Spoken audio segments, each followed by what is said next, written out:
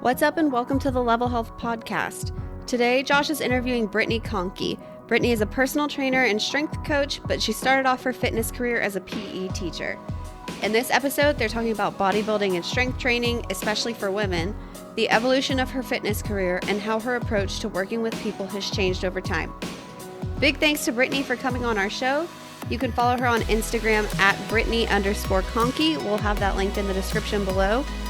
For those of you that don't already know, our website, Level Health, is a directory, community, and network of qualified personal trainers. We want to help create a space where clients are able to find the right trainer for them. We have accounts for both clients and fitness professionals. Client accounts are always free, where you'll get access to our trainer directory and other resources. Our Basic Pro option is now available for trainers, and our Verified Pro membership will be available early this year.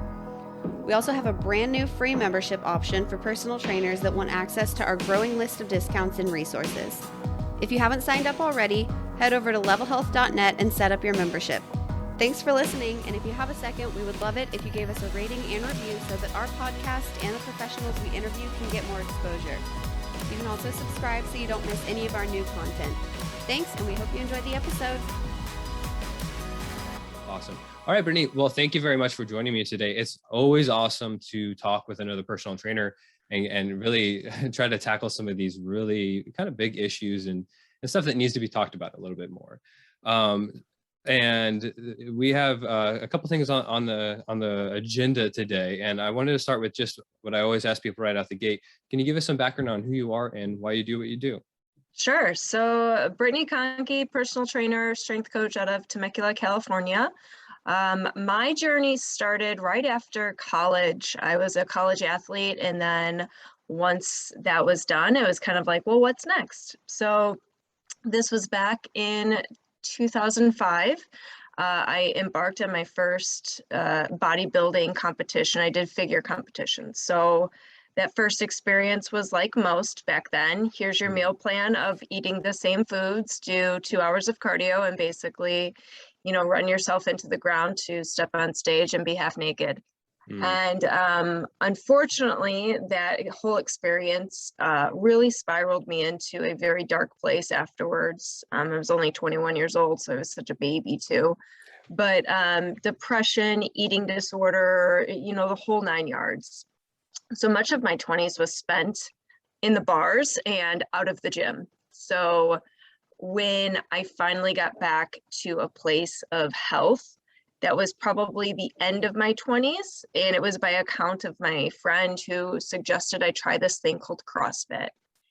And I wasn't really sure what it was all about. I wasn't sure what I was getting into, but how he explained it to me was, it's community, it's competition, and you're being judged or based on your performance. And I think you're really going to like it. So I entered into that first class, and he was right. I was hooked. I just loved the community aspect of it. I loved everything that CrossFit stood for at the time. But I was also so grateful that that experience was at a gym where they were very, very heavily focused on educating us, both in terms of movement, but overall health, nutrition, and all of that. And that really was the catalyst that kind of brought me to where I am now, where I just want to help people become their best, strongest self and eliminate all of the impossible that usually comes around this journey. So eliminating the fads, the gimmicks, all of that kind of stuff. I like that a lot, and eliminating the impossible, because we, as trainers, we do tend to make things, as an industry rather, not individuals necessarily, make things a lot more difficult on people than it needs to be. I mean, unfortunately, Haley and I were just reading a few of like the big lawsuits that happened with personal trainers in the last however many years, from just really negligence during training and like pushing people way past their limits when they don't necessarily need to be there. And one of them was a guy that asked to stop in the middle of, I think he was rowing, and he ended up having a stroke because the trainer told him to keep going. I'm like, that is just it's an extreme example, but it's just a perfect example of people making it way harder than it needs to be. You're just asking that guy to never come back, even outside of that medical emergency. Like, what are the odds that he's going to continue with this path if every workout is like that for absolutely no reason? Absolutely no reason. I'm interested to hear your thoughts. Looking back, would you recommend a 21-year-old female compete? No. No, I always say, anytime anyone ever asks me, I say, can you imagine yourself happy at your current weight, 20 pounds less and 30 pounds heavier?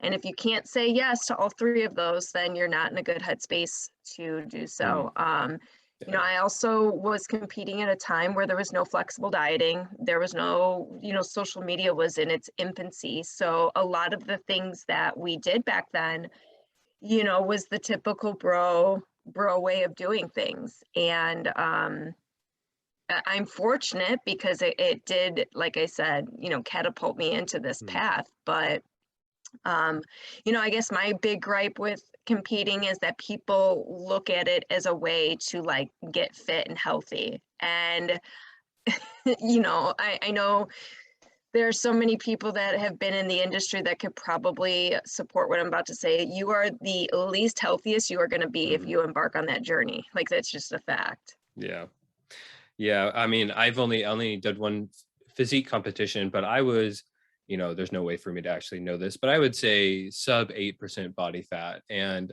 I mean, I already sit typically around like 15 on a normal day. So that was not a significant amount compared to some people, but I definitely got to the point where like I was not a functioning human being anymore. And I just didn't really like that, honestly. It wasn't the type of headspace, but I'd also been in fitness for a very long time before that. And I mean, that was just kind of like the final straw. Okay, I don't need to focus on aesthetics so much. Yeah. Because you're right. Like that's the extreme thing. You're not going to feel good. That's not anywhere near correlated with health whatsoever. So that's do you typically do a lot of women ask you for advice on that? Is that something that you're seeing? I mean, Southern California, it's probably bigger than where I'm from.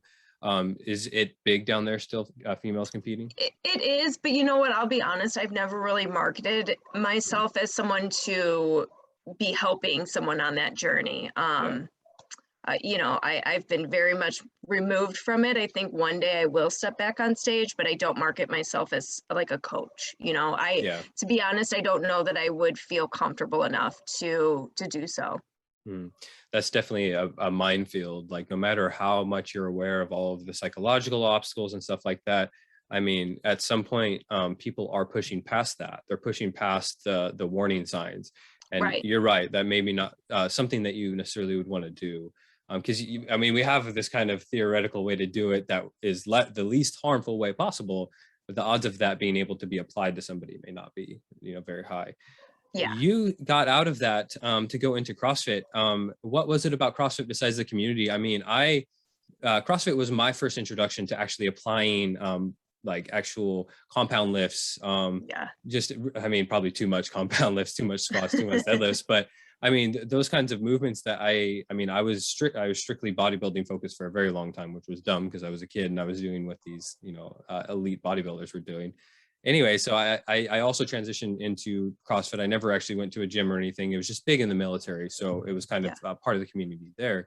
What was it that drew you there besides that community aspect? Very similar to you. I had never picked up a barbell even in college, before CrossFit. So we had a class called Girls Gone Strong where this instructor taught a group of us, I think there was 12 of us, 2 days a week. We just went over the compound lifts. We learned how to squat, bench, and deadlift, and we did a little bit of Olympic weightlifting. It was actually that class that just really propelled me into the field of powerlifting. And that's really been where my main focus has been over the last 7 years. I just love the sport itself, but also the journey that you go on when you're training the compound lifts. It's a lot different than stepping out on stage. You're stepping out on a platform to kind of showcase what you've done over the last several months, and you're being judged on your performance. And it was very just cut and dry to me. You either make a lift or you don't. So I really fell in love with that, and I fell in love with the process in that it teaches you much more than what you're capable of physically. It teaches you a lot about emotional strength. It teaches you, character traits that you can use in your everyday life. And that's really where I start to where I stand in terms of coaching, I coach people to be their best, strongest self, inside and out. So anyone can look the part, anyone can be strong, but are you strong, mentally as well? Yeah. I mean, that leads perfectly into this next question I had for you, because there are so many more benefits out that lifting and training can bring to the rest of your life. And I think that's another reason that I'm a little bit offended when trainers really, they don't embrace that, and they don't realize, they think that their job is to kill somebody in the gym during their session, like we were talking about before we started. And it's just really disappointing, because that won't carry over into your life. And I wanted to see, what are some of the obvious and not so obvious benefits then that you see with clients from that training process? Well, I think just physically overall, if you're going to look at lifting compared to cardio, the lifting benefits from a physical standpoint, even a physiological standpoint, are just much greater than cardio. Mhm. And I think that's where my main bias comes in, because cardio, I feel, is just so, I don't want to say overrated. Like, there are definitely some health benefits, but I think we, as both an industry and also society, we think that we need to be killing ourselves in the gym. And it's just not the case. I see so many people, especially women, they think that they have to do, Orange Theory and lift and do this and do that and do that. And it's like, no, this should be complementing your life. Let's look at the, quality over quantity. So that would be the first thing. But then also, the multitude of emotional benefits as well. It builds your confidence, it builds your ability to persevere. And I think if we learned anything in 2020, that ability to persevere and just keep going when everything seems like around you is just crumbling, is huge. So Absolutely. Yeah. yeah. Yeah. I mean, you mentioned the benefits of lifting versus cardio, and I wasn't even going to go there, because it seems like we go there a lot, but it really does, like, it seems too good to be true almost, right? Like Mhm. the returns from cardio, there obviously are returns, but they're diminishing much more quickly, and it's not necessarily scalable, not in the way that lifting is. You could Yeah. potentially scale your training for the rest of your life. And you will need to scale your training in some one way or another for the rest of your life if you want to keep making progress. But like, I mean, even we look at like the literature on maintenance, like being able to maintain a certain level of muscularity and strength with like potentially like 1/9 the volume, like that. This is all this research coming out, all of this whole cultural shift towards lifting. I'm so happy to see it. And I mean, it really does almost seem too good to be true, though, right? Because you're going to have Yeah. increased bone mineral density. You're going to have reduced risk of falls and fractures as you get older. You're going to have potentially a greater immune system from more lean body mass. Like, it's almost like we're just kind of reaching the tip of the iceberg here, and I think that's Yeah. kind of what you see as well, right? Yeah. I mean, not only the health benefits, but let's also, I mean, we are a culture that likes to look aesthetically pleasing. And I think, as much as I despise social media sometimes, I have to give credit to some of these, amazing women in the multitude of, physique sports and strength sports. When they are asked, well, what is your training like? They're not telling you that they're on the treadmill for 3 hours. They're lifting. They're putting their time in with the compound moves, and obviously their bodies show it. Are there unique that you see in your clients? Are there unique psychological benefits for women specifically? I think of this because my girlfriend Haley, it's almost a daily basis that she points out something that she wasn't able to do before. And like I can only I'm not the strongest person in the world by any means, but if a human being can do it, I should be able to do it. I can pretty much do it. And I've always kind of taken that for granted, but seeing her, and also with my clients, especially older clients, it's like they're unlocking a completely different level of not existence, because that sounds a little existential, but like abilities. I'm wondering, do you see unique benefits for women specifically? Oh yeah. I was a high school PE teacher for a number of years, and during that time I taught juniors and seniors how to lift. We literally went over squat, bench, deadlift, and some of the Olympic lifts, and I cannot tell you the confidence and just it was like a light switch in some of these girls, that they were like, oh my God, I deadlifted 100 pounds. I picked that up. And even some of the women that I coach now, they've been taught for so long that they're not this. I don't have this, I'm not this, blah, blah, blah. And a lot of the times we focus on flipping that narrative. We're not talking about what you can't do. We're talking about what you are doing or can do, or what you're working towards. And, it's all through strength that journey is kind of,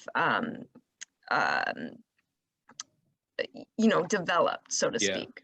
Yeah. I mean, fitness can be such an empowering and enabling endeavor. Like, it really should not be a punishment. I mean, so as a good trainer, I've always kind of thought, I mean, there's obviously going to be those clients that want to be pushed. They want to, and they need to be pushed in order to, to kind of be bought into the process, I guess. But for the vast majority of people that I worked with, older people, advanced age clients even, I was always looking to see how can I make things easier for them, not necessarily for the sake of being easier because we don't want to do work, or they were afraid of doing work or anything like that, but because, again, like we were saying, it doesn't need to be that difficult.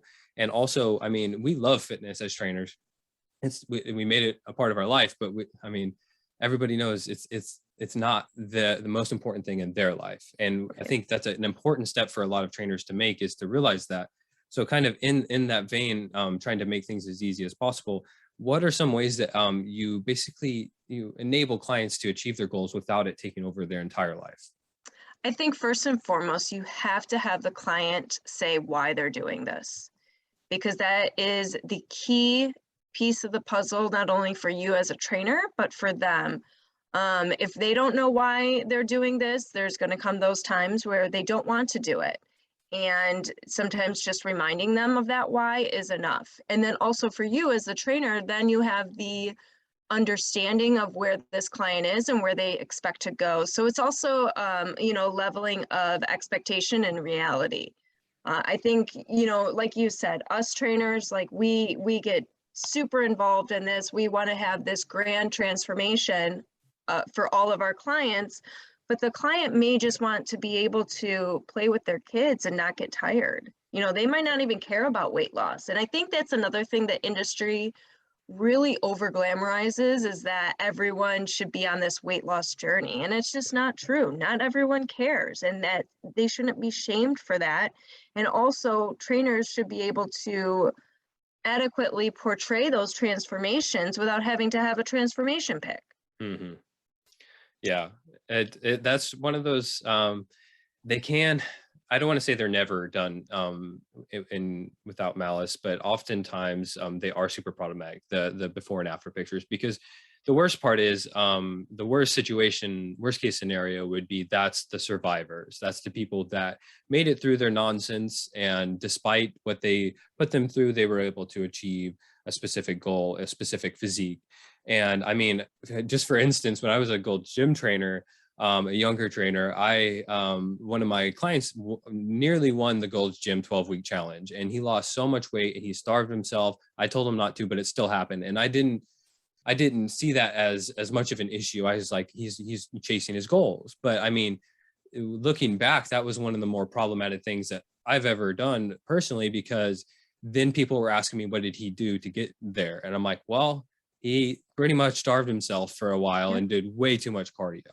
And that's just really not the way to go. But then, I contributed to people thinking that was the way that it needed to happen. Right. So, I mean, at the time, I didn't see it as big of a problem as I absolutely do now. But also, there really wasn't a why behind that. Like you were saying, that was this finite achievement that was going to be 12 weeks, and then it's over. And then what happens then? And fortunately, I still keep in touch with him. He's doing great because he made it a big part of his life. But I don't think that's necessarily the case. These challenges, these short little blips when you're just working as hard as you possibly can. I mean, and I cringe when I see trainers broadcasting that, because it's like, what is the end goal here?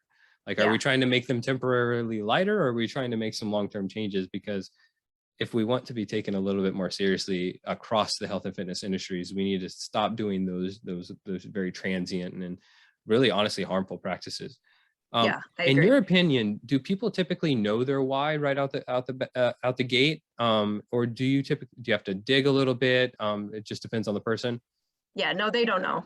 They oftentimes they'll come and say, I want to lose weight. I want to, have some sort of aesthetic goal, which by all means, like that's not a bad goal to have.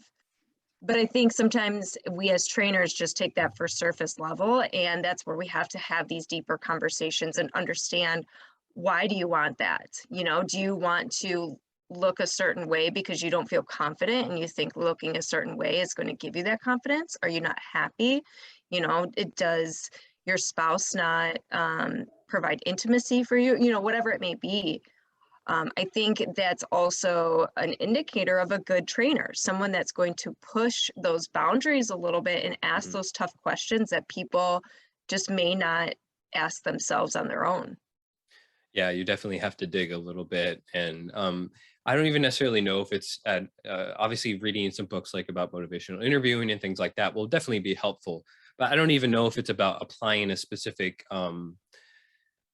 approach or a specific protocol, but you absolutely have to care enough to try to help people. I think that's kind of it's kind of a necessity right out the gate, I would think. Yeah. So it's just a lot of digging, asking a lot of questions and things like that. But honestly, also making people feel comfortable around you.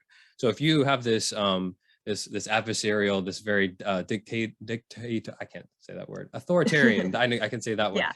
Relationship with them, like they're not going to feel like they can tell you, these deeper things, and honestly, they may not even stay with you.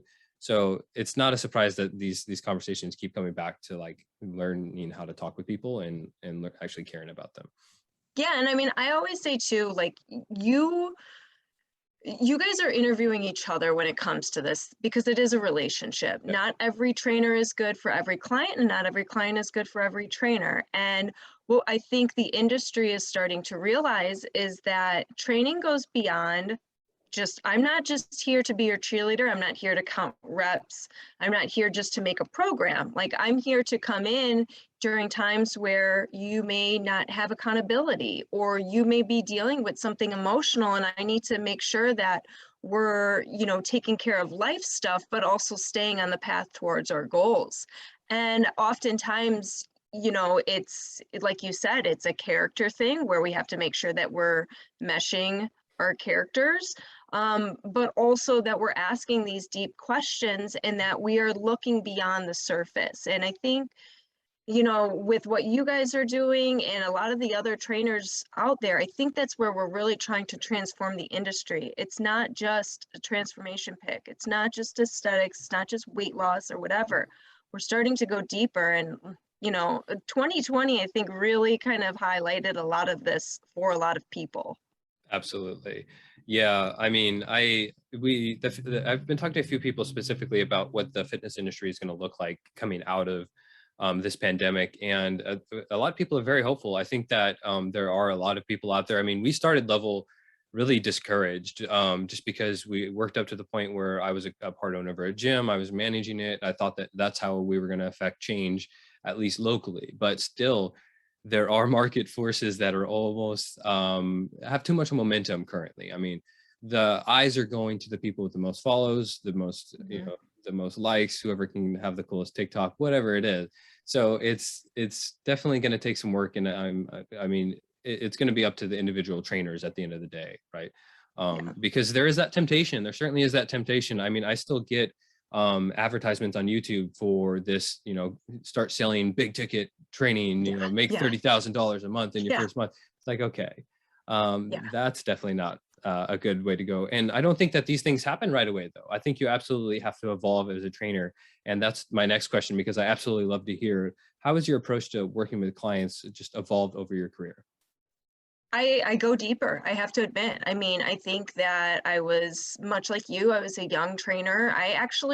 So I've been kind of back and forth with this. When I was in college, I originally wanted to go as a strength and conditioning coach. And back then I was kind of like, well, there's not many females in this industry.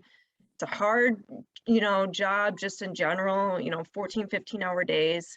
So at that point, I switched and became a physical education teacher. And that's what I did for the last 12 years. I've only been training on the side for the last 5. And then once I moved out to California, I went in, all in. But I mean, even from those early days of training, you know, in corporate gym to where I'm at now, I just look at it as a whole different perspective. It's not just physical. You are impacting people's lives on every level, and you have a lot more, how do I say this? You have a lot more impact than I think you realize. And so with that, you need to be very diligent and careful with your words, your actions, and things like that, because you know, one slip up could potentially ruin someone, or you know, in the very least ruin their experience to enjoy fitness and to embark on this journey. Yeah, you never know when that, 60-year-old mom that you're sitting across the table from, that may be like her fifth time, working up the Yeah. courage to go work with a personal trainer. It may be the last time that she goes and works with a personal trainer. Yeah. And I think that it is okay to not necessarily, it is absolutely okay to not cater to those, that population. You can absolutely be a macro coach or this kind of bodybuilding coach, but you have to have that exclusion criteria right out the gate. You have to make it very aware, known who you work with and why you work with them. Because if you are applying those kind of shallow tactics, I don't want to say shallow, but those tactics to everybody, that's when it becomes problematic. And I think that absolutely needs to be said, because we're not saying that there's one way to train people. There absolutely is not. We know enough about human physiology to know you can do a lot of different things and still make progress. Yeah. I mean, my first thing when I talk to people is, if you're looking for a quick fix, I'm not your person. Like, I'm going to save you some time and money right now. If you're looking for, to lose 20 pounds in 12 weeks, I'm not your person. So, thank you, but let's move on. That's tough though, right? And it's nearly impossible to do that at a commercial gym, because at the end of the day, your sales are what keeps you, working there. So yeah. I mean, I keep asking people this question, like how can we change that that culture in the commercial gyms? And I think it's a matter of time, honestly, because our industry is still very young. I'm curious though, have you ever doubted your transition to training full time? Have you ever looked back? Oh yeah.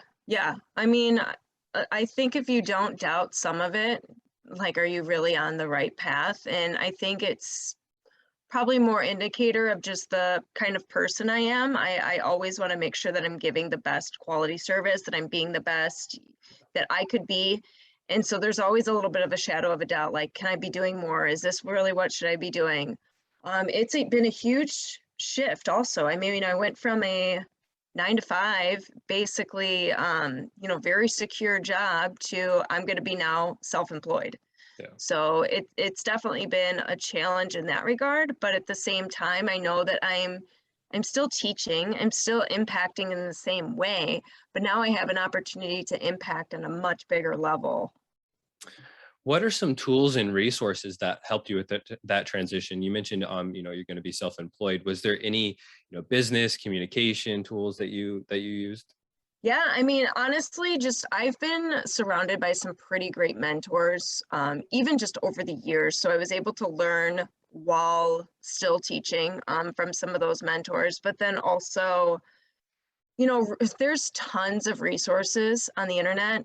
There's a few Facebook groups and, different professionals that I've just really immersed myself in. And just, I think, being educated just overall, whether it's in business or training, the more you can educate yourself, the more you're able to make these decisions. And they might not always make the right decision, but at least you're making the best choice in that sense. You know what I mean? Yeah, and don't get married to that decision, right? You have to be willing to be wrong, because I mean, we see this with all of these ideologies. People are I'm going to call out one specific one, animal flow. I absolutely hate that, but it's people that are jacked that started doing animal flow, and then they started this Instagram page, and now people think they got jacked because of animal flow. Actually, I think it may be fading out a little bit, thank goodness, but that's just one example of really marrying a specific kind. And then when people of training, and then when people call you out, I mean, some CrossFit boxes were pretty bad about this. It's human tendency for sure. So I think that absolutely being willing to be wrong and accepting that you are absolutely wrong. I mean, that's kind of how you get to end up being right. You just stop being so wrong over a period of time. I think that's just indicative of the whole fitness industry. The fitness industry loves to just glamorize things. It loves to, I hate to say it, prey on people's weaknesses and fears, and that's how they market things. And it's been like that for decades now. And I think that there's a few of us that are like, no, no more. Like, we're going to be the crusaders. We're going to turn this around and we're going to show what's real and what's not. You know, that's why I say what you want, but that's why I love Lane Norton. You know, he just tells it like it is. He's got the science behind him. Yeah. Can he be a little bit of a jerk sometimes? Sure. But, you know, he's a very educated person, and he often will, you know, back up his stance with that education. He's the first to also say, I don't know, or I was wrong. And I think that you brought up a great point. There's not many people in this industry that are willing to do that. Absolutely. And it's funny, the ones that are typically the ones kind of leading the field, thank goodness. Not necessarily leading the culture, but definitely leading the field. I would absolutely like my all the money that I spent on supplements back, because I was 100% convinced that I had to have whatever that next supplement was. I mean, one that stuck into my head the most, and this was almost one of the wake up calls, was I went to actually in Oceanside, I went to a supplement store, and I was like, I don't remember what it was. I think I wanted melatonin. And he said, no, you absolutely need this blend that they had that was like 10 times as much as I wanted. And it had all of this crazy stuff. And I was like, really, like, it's just absolutely ridiculous. And it's ironic because the first supplement I ever bought was creatine, which I should have just stuck with that because that was the most effective. Like, I remember going to GNC when I was 15, and my mom said, or asked if it was okay for me to take that as a 15-year-old. And it's like, ironically, it's probably the most safe supplement that I took this entire time. That's interesting. I mean, it's very encouraging to talk to people like yourself, because the industry absolutely is going to change, and it is changing, but a lot of people definitely have gotten, including myself, a little discouraged at times, because it really seems like all of the eyes are going to, not necessarily, I don't want to say the wrong things, because that's a little bit pretentious of anyone to say, but the things that aren't necessarily productive for the industry or the consumers, honestly, specifically, because at the end of the day, that's what that relationship is about. It's about the client. So and I mean, I've had even friends in this industry that I've seen blow up on social media, and you kind of look at what they've done and you're like, you haven't done anything of impact. Like, you're posting workouts every day, or you're posting, you know, very general basic things. And it's like, I don't know. Social media is such a smoke and mirror show to me that you're right, though. It's very disheartening when you see that happening, and then you see other people who put so much blood, sweat, and tears into their gyms, and they just couldn't do it. They couldn't survive. Yeah, I mean, this last year has been absolutely traumatic for the fitness industry. Yeah, I mean, sad. Personal trainers in general. I mean, I know of so many that ended up having to jump careers because, I mean, California was pretty bad, or is bad. We had absolute lockdowns to where if your gym was open, they were coming around to shut you down. And I mean, at a certain point, I mean, if you're not bringing in money, you can transition. But it's definitely, there was a lot of friction to that because everybody was jumping online. So, I mean, at the end of the day, what we intend for Level, this may be years down the road, is to be basically an alternative for people to find trainers, because you're right, it is a smoke and mirror show on social media. And I mean, there's going to be another one coming out and another platform coming out. And I mean, it seems very temporary. So we'll see how these things, you know, this kind of landscape goes over time. Yeah, I love what you guys are doing. I think that there needs to be more of those mediums in a variety of fields related to health, because, you know, you're absolutely right. I see it too with a lot of competitors, even, you know, whether it's in the physique kind of world or even powerlifting, where these, I hate to say it, you know, these very attractive females win, or, you know, look great, and then all of a sudden they're a coach, and it's like, well, what makes you a coach? Because you know, you have great genetics and you look great, like, or do you really know what you're doing? Yes. I mean, just having a interesting or unique bone structure alone can give you a trophy on stage. It's one of those things, like, you're right. It's not It's not saying that even all the people that are legitimate coaches are any more qualified than people just because they have a certification, but Yep. it absolutely, I mean, I saw this with this is a little bit different example, but with Kai Green, when Kai Green went vegan and then 6 days later he has a vegan ebook. It's like, guys, we have to take the information, like you said earlier, the words that we say, the way that we present information, it can absolutely impact people in ways that we can't even imagine. So at least considering that not everybody's going to have the same perception on things is important, I think. Yeah. All right, Brittany, I have one more question for you. And I think we've touched on this quite a bit across the entire show. I mean, this is really what the show has been pretty much all about. But how do you personally feel that personal trainers can improve overall? I think you have to have the mindset that you're always a student. If you are not continually learning, educating yourself, being able to say, I'm wrong, I changed my mind, I changed my perspective, then this probably isn't the field for you. And I think trainers always need to have a client-focused perspective in that you're always trying to do things to better the client. I think a lot of times, especially recently, the fitness industry forgets that we are service-based industry. Like, it's not about us. It's not about my abs. It's about my client's needs. And I would really love to see more trainers just go back to that. Go back to what's important and why you're here to serve. Absolutely.